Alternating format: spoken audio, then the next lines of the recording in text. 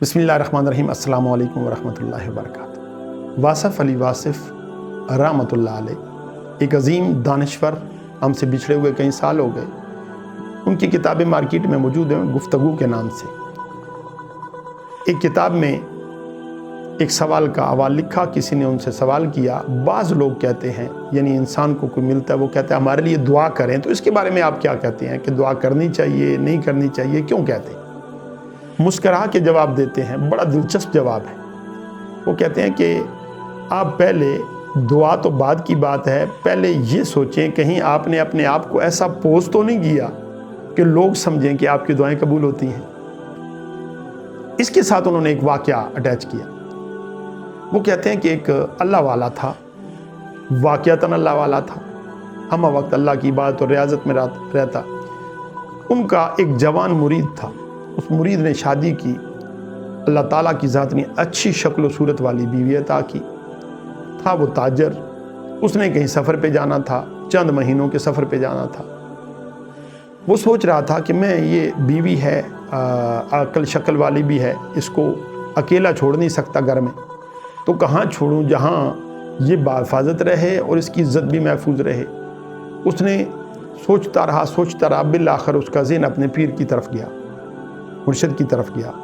وہ جا کے ان کی خدمت میں حاضر ہوا اور اپنا مدعا بیان کیا کہ حضور میں تجارت کے لیے جا رہا ہوں اور میری بیوی گھر میں اکیلی ہوگی، میں چاہتا ہوں کہ یہ کسی کی سرپرستی میں رہے، اور اگر آپ اجازت دیں تو میں آپ کے گھر چھوڑ دوں۔ پیر صاحب نے کہا کہ چھوڑ جائیں، زنان خانے میں چھوڑ دیں۔ وہ چھوڑ کے چلا گیا۔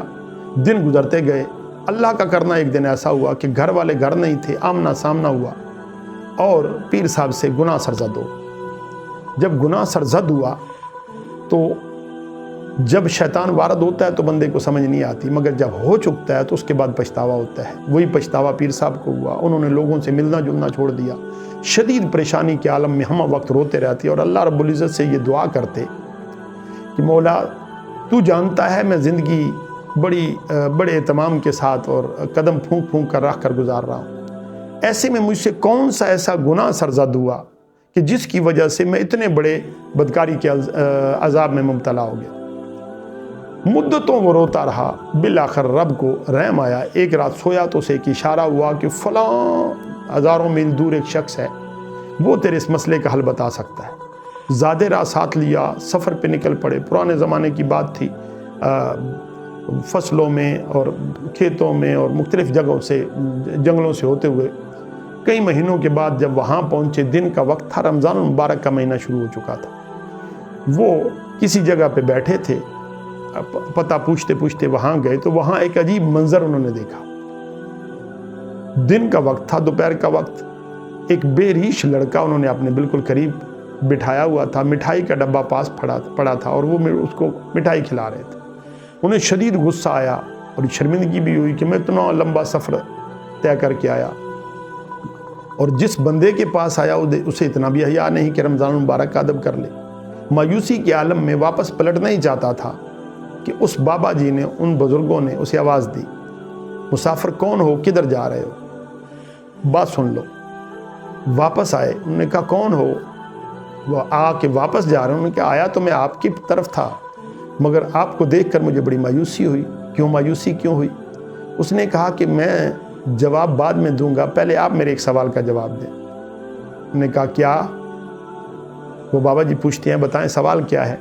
وہ کہتا ہے کہ مجھے یہ بتائیں کہ رمضان المبارک کا مہینہ ہے، آپ وضاقتہ سے بڑے دیندار آدمی لگتے ہیں، آپ یہ کیوں کر رہے ہیں؟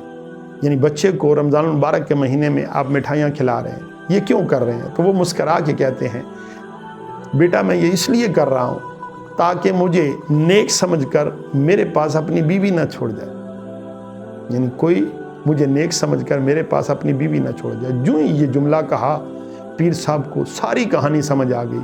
وہ زاروں قطار روتے ہوئے قدموں پہ گر پڑے، معافی مانگی اور کہا کہ اللہ سے میرے لیے معافی طلب کرے، مجھے سمجھ آ گئی۔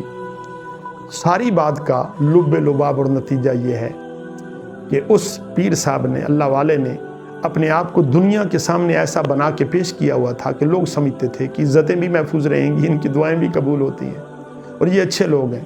مگر شیطان ہر وقت انسان پر وارد رہتا ہے اور اس کے نرغے میں رہتا ہے۔ اللہ سے ہمہ وقت پناہ مانگنی چاہیے اور اپنے آپ کو گناہ گار سمجھنا چاہیے، تاکہ اگر ہم پر کوئی اعتماد کرے تو اس صورتحال میں اس کی عزت بھی محفوظ رہ سکے، اس کا مال بھی محفوظ رہ سکے، ہر حوالے سے وہ محفوظ رہ سکے۔